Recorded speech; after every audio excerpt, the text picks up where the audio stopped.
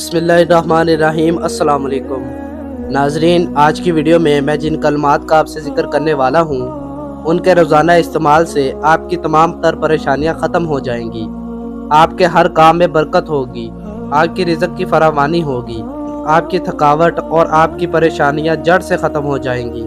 इन कलमात को रोज़ाना अदा करने से आपके माल की भी हिफाजत होगी और आपकी जान की भी हिफाजत होगी और आपका घर शैतान के शर से हमेशा महफूज रहेगा और आप ख़ुद भी शैतान के शर से महफूज रहेंगे। तो चलिए वीडियो को स्टार्ट करते हैं। वीडियो स्टार्ट करने से पहले मेरी गुजारिश है कि जो भाई चैनल पर नए हैं वो चैनल को सब्सक्राइब कर दें और बेल आइकन को प्रेस कर दें, और अगर वीडियो अच्छी लगे तो लाइक ज़रूर कीजिएगा और दोस्तों से ज़रूर शेयर कीजिएगा। तो चलिए वीडियो को स्टार्ट करते हैं। जिन कलमात के बारे में मैं आप लोगों को बताने वाला हूँ उसका नाम है आयतल कुर्सी, जिसका तर्जुमा है अल्लाह वो जिंदा जावेद हस्ती जो तमाम कायनात को संभाले हुए है, इसके सिवा कोई खुदा नहीं, ना वो सोता है ना उसे ऊँग आती है। ज़मीन और आसमानों में जो कुछ है उसी का है। कौन है जो इसकी जनाब में इसकी इजाज़त के बगैर सिफारिश कर सके। जो कुछ बंदों के सामने है उसे भी वो जानता है और जो कुछ उनसे ओझल है उससे भी वो वाकिफ़ है, और उसकी मालूमात में से कोई चीज़ उनकी गिरफ्त अदराक में नहीं आ सकती इल्ला ये कि किसी चीज़ का इल्म वो खुद उनको देना चाहे। इसकी हुकूमत आसमानों और ज़मीन पर छाई हुई है और इनकी निगहबानी इसके लिए कोई थका देने वाला काम नहीं, बस वही एक बुजुर्ग बरतर ज़ात है। आयतल कुर्सी आप इस स्क्रीन पर भी देख सकते हैं। मैंने इस स्क्रीन पर आयतल कुर्सी ऐड कर दी है। आयतल कुर्सी और इसका तर्जुमा आपने पढ़ा है। बज़ाहिर ये आयत 10 जुमलों पर मुश्तमिल है जिसमें अल्लाह ताला ने खूबसूरत अल्फाज में अपना तारफ़ करवाया है। वो जिंदा जावेद हस्ती है जो तमाम कायनात को संभाले हुए है। इस ज़ात के सिवा कोई खुदा नहीं, यानी खुदाई पूरी की पूरी बिला शिरकत गैरे इस गैर फ़ानी ज़ात की है जो किसी की बख्शी हुई ज़िंदगी से नहीं बल्कि खुद अपनी ही हयात से ज़िंदा है, और जिसके बलबूते पर ही कायनात का सारा निज़ाम कायम है। वह अपनी सल्तनत में खुदाबंदी के जुमला इख्तियारात का मालिक है। कोई दूसरा ना उसकी ज़ात में शरीक है, ना उसकी सफ़ात में, ना उसके इख्तियारात में और ना उसके हुकूक में। वह ज़मीन व आसमान का और हर उस चीज़ का मालिक है जो ज़मीन व आसमान में है। उसकी मलकियत में, इसकी तदबीर में और इसकी बादशाही व हुक्मरानी में किसी का कतन कोई हिस्सा नहीं। इसके यहाँ कोई बड़े से बड़ा पैगम्बर और कोई मुकर्रब तरीन फरिश्ता इस बादशाह अर्ज़ो समा के दरबार में बिला इजाज़त ज़बान खोलने की जुर्रत नहीं रखता। वो अलीम है, सब कुछ जानने वाला है, जो कुछ लोगों के सामने है और जो कुछ उनके पीछे है, और कोई इसके इल्म में से किसी चीज़ को अपने अहाते में नहीं ला सकता। हाँ, अपने अलूम में से वो जितना किसी को चाहे अता कर दे। उसकी कुर्सी ने आसमानों और ज़मीन को घेर रखा है और उनकी निगहबानी इसके लिए थका देने वाला काम नहीं, बस वही एक बुजुर्ग बरतर ज़ात है। यह इस आयत के मज़ामीन का खुलासा है। आयतल कुर्सी सूरह बकरात की एक आयत है। आयतल कुर्सी सूरतुल बकरात की आयत नंबर 255 है। इसलिए ज़रूरी है कि जिस सूरत का यह हिस्सा है इस सूरत के इस मकाम को अपने सामने रखा जाए जो साहिब कुरान ने बयान फरमाया है। इस हवाले से जब हम रसूलुल्लाह सल्लल्लाहु अलैहि वसल्लम के फरमुदात का मुताला करते हैं तो इस सूरत की बेहद फजीलत मालूम होती है।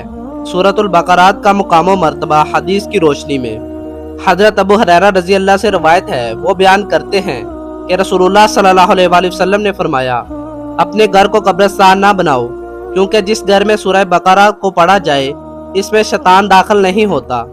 दूसरा, हज़रत अबू हुरैरा रज़ी अल्लाह से रवायत है।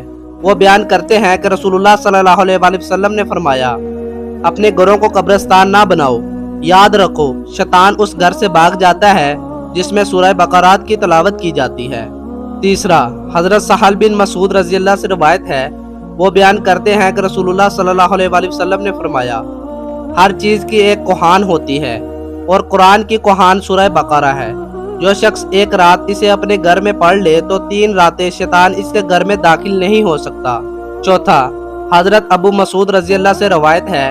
वो बयान करते हैं कि रसूलुल्लाह सल्लल्लाहु अलैहि वसल्लम ने फरमाया, जो शख्स सूरह बकरात की आखिरी 2 आयात की रात के लम्हात में तिलावत करेगा तो उनका तिलावत करना इसे रात के क़याम से कफ़ायत करेगा या हर नुकसान से महफूज रखेगा। पाँचवा, हज़रत अब्दुल्ला बिन मसूद रज़ी अल्लाह से रवायत है। वो बयान करते हैं कि हर चीज़ की बुलंदी होती है اور قرآن کی بلندی سورہ بقرات ہے۔ ہر چیز کا خلاصہ ہوتا ہے اور قرآن کا خلاصہ مفصل صورتیں ہیں۔ چھٹا، حضرت ابن مسعود رضی اللہ عنہ سے ہی ایک اور روایت ہے کہ ہر وہ گھر جس میں سورہ بقرات پڑھی جائے شیطان گوز مارتا ہوا اس سے بھاگ جاتا ہے۔ ساتواں، حضرت عبداللہ بن مسعود رضی اللہ عنہ کا بیان ہے، جس نے رات کو سورہ بقرات کی 10 آیات پڑھی اس رات اس کے گھر شیطان داخل نہیں ہوگا۔ ان 10 آیات سے مراد 4 ابتدائی آیات، آیت الکرسی، 2 اس کے بعد والی آیات اور اس سورت کی آخری آیات ہیں۔ ایک اور روایت میں یہ ہے کہ اس دن اس کے اور اس کے اہل و عیال کے قریب نہ شیطان آئے گا اور نہ کوئی ایسی چیز جو اسے ناپسند ہو۔ یہ آیات کسی مجنون پر پڑھی جائیں تو اسے بھی افاقہ ہو جاتا ہے۔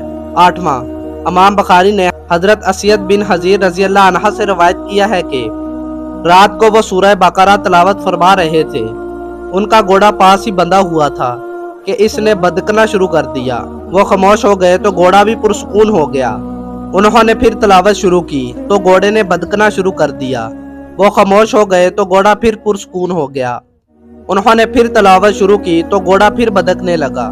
انہوں نے تلاوت کو ختم کر دیا کیونکہ ان کا بیٹا بھی قریب ہی سو رہا تھا۔ انہیں خدشہ لاحق ہوا کہ گھوڑا اسے نقصان نہ پہنچا دے۔ جب صبح ہوئی تو انہوں نے نبی کریم صلی اللہ علیہ وآلہ وسلم سے یہ واقعہ بیان کیا۔ یہ واقعہ سن کر آپ صلی اللہ علیہ وآلہ وسلم نے فرمایا، اے ابن حضیر، آپ پڑھتے رہتے۔ عرض کیا، اے اللہ کے رسول، میں اس بات سے ڈر گیا تھا کہ گھوڑا یحییٰ کو نقصان نہ پہنچا دے جو قریب ہی لیٹا ہوا تھا۔ میں نے دھیان اوپر کیا اور بچے کے پاس آ گیا۔ پھر میں نے اپنے سر کو آسمان کی طرف اٹھایا تو کیا دیکھتا ہوں کہ سائبان کی طرح ایک چیز جس میں چراغوں کی مانند کوئی شے ہے۔ پھر میں باہر نکلا تو دیکھا کہ کچھ بھی نہیں۔